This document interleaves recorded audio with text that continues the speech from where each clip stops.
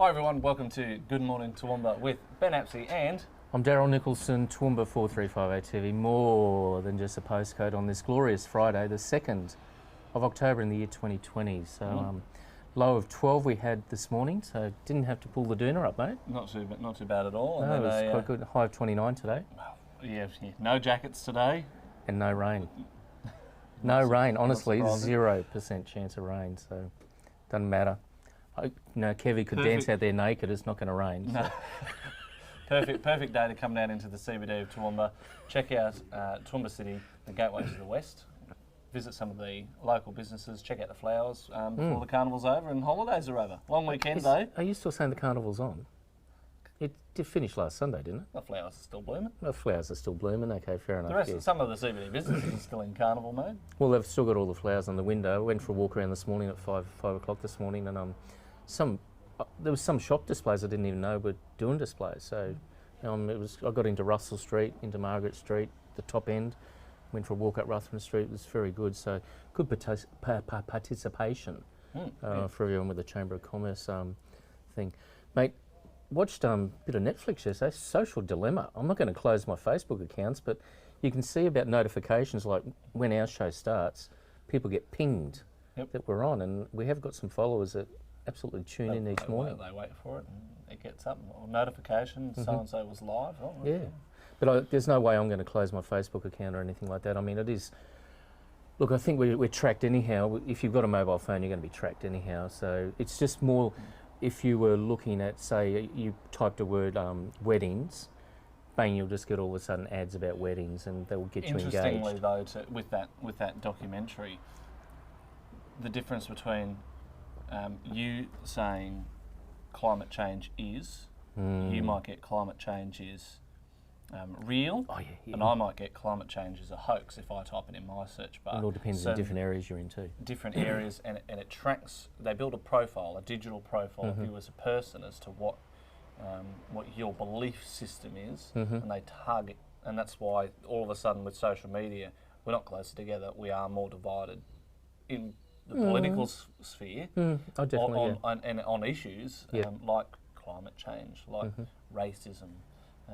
Especially down in Victoria at the moment, is lockdown good or bad? Well, you're on one side or the other. There's no in between, really, is there? And they talked about cyberbullying and that. I mean, I was bullied at school up at Mount Lofty.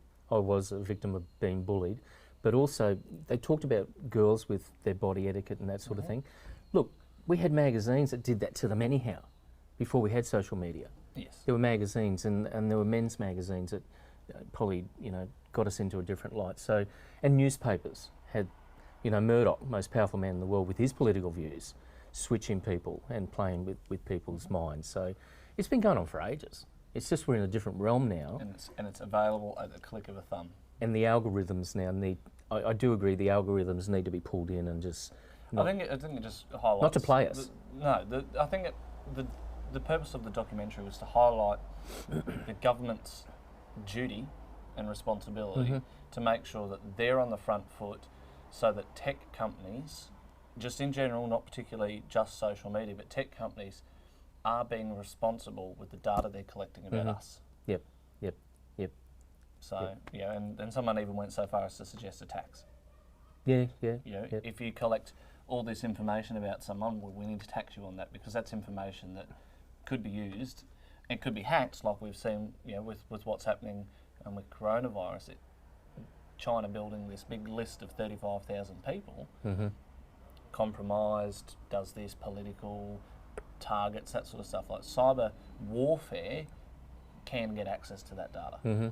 So, and that's where the government has to step in with legislation. So, look, if you haven't seen it yet, do certainly watch Social Dilemma on Netflix. I am going to go and watch it again. Very thought-provoking. Oh, mate, and those... I went through and I turned off a lot of my notifications. Well, I'm about to drop some apps off my phone today. I'm going to look at some of the apps. The iPhones, if you're not using the apps, get rid of them. They automatically disappear. So. Oh right, okay. So they go into hibernation or something. Well, they leave the tile there, but the actual app isn't on your phone anymore. So. No, I'm definitely going through and dropping a few apps off today. So, mate, the Chronicles changed. They're not using the app anymore. They've gone into a web-based program now. So I had to log into the web page, so I'm still a subscriber. But I got a bit annoyed this morning because I had to log in. Every time I went in, I had to log in. And teething issues. There'll always be teething issues with new systems. But I was reading about today unveiling of a $175 million entertainment precinct for Wellcamp area, and David Cheng was talking about on the ABC. On the ABC, it's ABC News as well, and that's the state government looking at investing $40 million into it. I'm curious as to where they're getting the $40 million from. And this is the current government. The current Labor government. Right. So, and whether that commitment will still be there after the election. After the election. That's what I'm curious about as well. So. Because they committed last time to funding the Quarry Gardens, and we've seen none of that funding. So that's going to be unveiled today from John Wagner. It's motorsports, driver training, entertainment complex, 40,000 seats. So, mate, I don't know. Bugger you, Alan Jones. John Wagner and the Wagners are doing a great job in this city, and I don't care what Alan Jones thinks. So they are doing a great job. So they are. At least someone is. Yeah, exactly. Alan Jones hasn't done much for Toowoomba, apart from go to grammar school. That's about all he can say. He's not the mayor. He's not a fan of the mayor, and he's not a fan of the Wagners. So that's my 2 cents worth there. Okay, 7 projects going through council, mate. Let's have a bit of a talk about. Oh, sorry. Before then, Toowoomba Glennie School. They offered a helping hand to Drought Angels in Chinchilla, $3,366 in donations and quilts and a whole other range of stuff. So that's great. If we can see more of that stuff from our community going out there, that's great. That's great excellent to see. work. And that's getting like kids involved. School. Well, a lot of the borders would be from farming communities. Yep. And that's the same in. I mean, we've seen that with the borders closed. Yep. A lot of them trying to get home to where their parents are. And like as far as what I've heard, Canberra, people from Canberra that come here for boarding schools. So, the schools in Toowoomba are world class. Yeah, definitely. Okay, 7 development applications going through council. 1, a new B&B out at Evergreen, so it's just a bit out of town. It's an old school, I think, that's been redeveloped. So that's going through council. Number 2 is a grain facility. A green facility to expand at a grain facility. Sorry, I'm writing like a doctor there, mate. You are. Grain facility to expand at Southbrook, so that'll be good for the Southbrook area. A childcare centre for Westbrook, and they're talking about a high school out there as well. So there's a bit going on out there. Based on the West Toowoomba land use investigation study that was done, they're expecting to have 33,000 people move to the area of Westbrook. Yeah, by 2050. 2050, yeah. No provision for public transport. Okay. Because it's a state government issue. But council do have to actually fork out some of their own money to provide the infrastructure for buses, for corridors, for public transport to actually operate in. And that's all part of the planning scheme. It has to be provided for. But conveniently, there used to be a railway line straight through Westbrook all the way through connecting to Gary Junction. So why wouldn't you be asking the state government to rebuild that railway line and do a loop?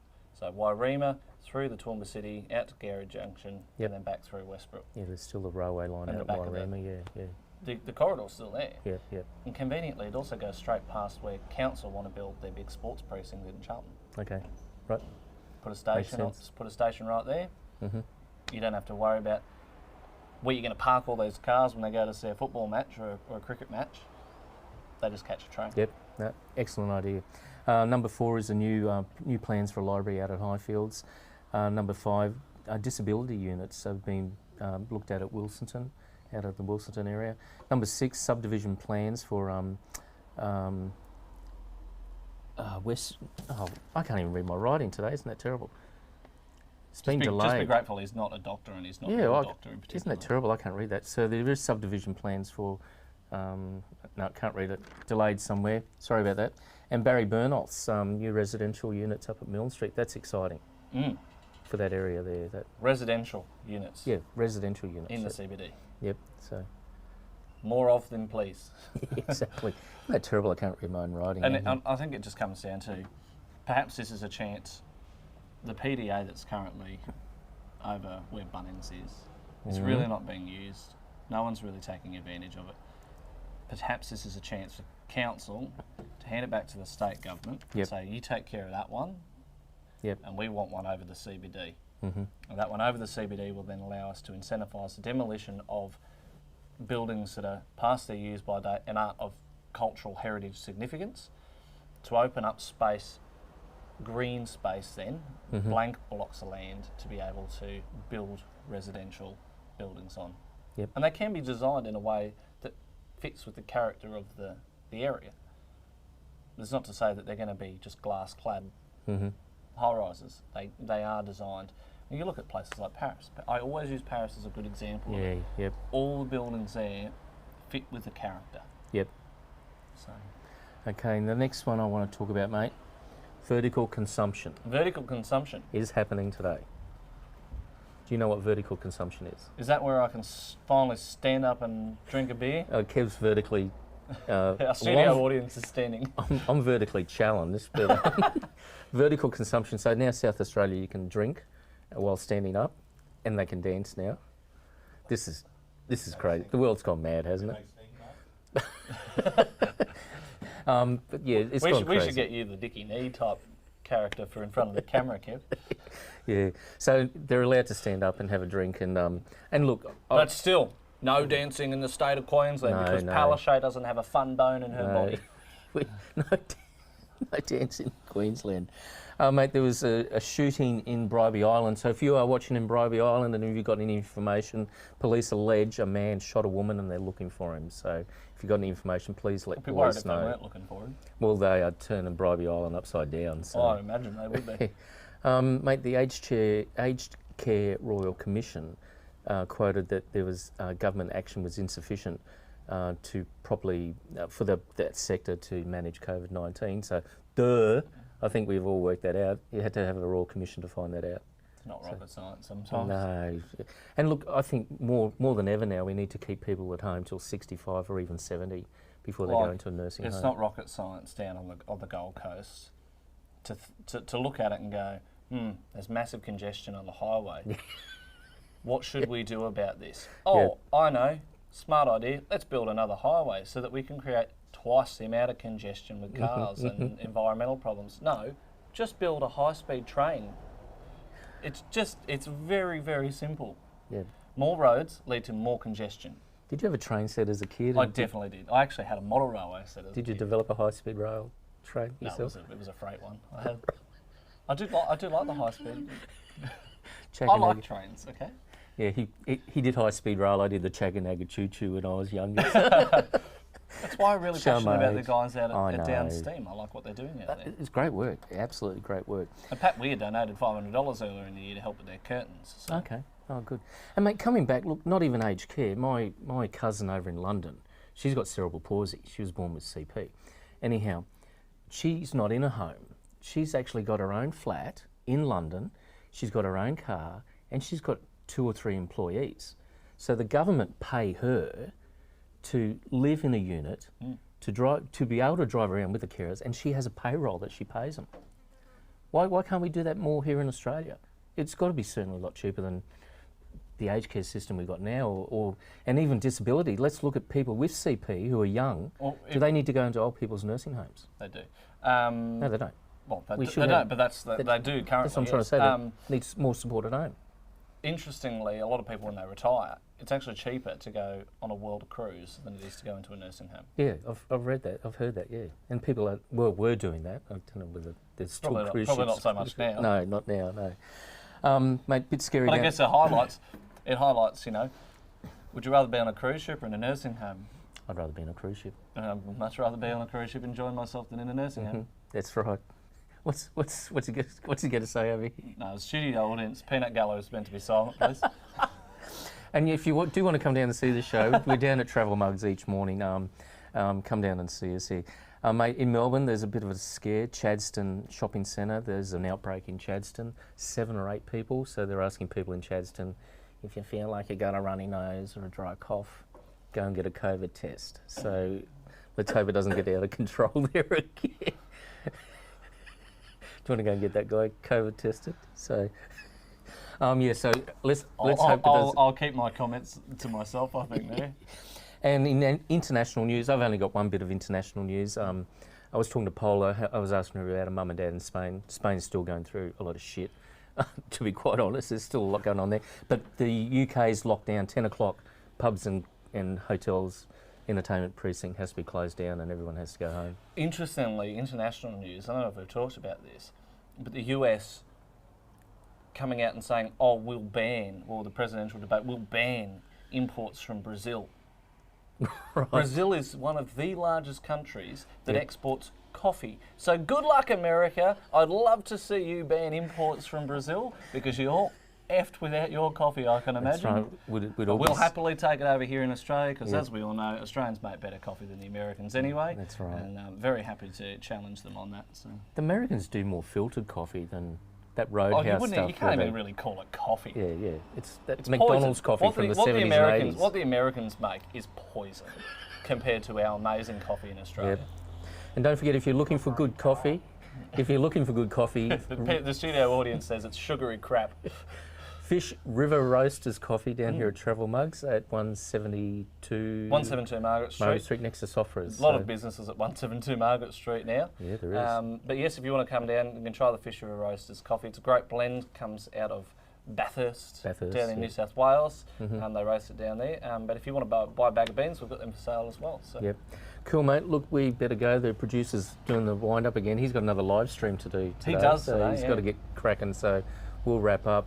I'm Daryl Nicholson. Look, have a great weekend. I've got nothing planned for the weekend unless we do. We might do a recording today, actually. We've got to do it on air. So. After Luke goes. On air will be out. And on air, we better do that today and get it out for the weekend. But as far as GMT, the interview, sorry, I might do some repeats. Monday, we're going to do a show. It is a public holiday, so have a good long weekend. If you're on the roads, drive to the conditions. Don't drive like an idiot. We don't want to see you in a body bag or anything like that. Just please stay safe. I'm Daryl Nicholson, Toowoomba 4358 TV, more than just a postcode. As always, remember to like and share us on Facebook. Check us out on our very boring Instagram, or jump on our YouTube Your channel boring and subscribe. Instagram. Mine's good. You don't have access to it, that's why. 4358 TV, Instagram's pretty cool. Maybe check his out, it's better. He actually puts Yeah. stuff up. Thanks for joining us with Good Morning Toowoomba. I'm Ben Apsey.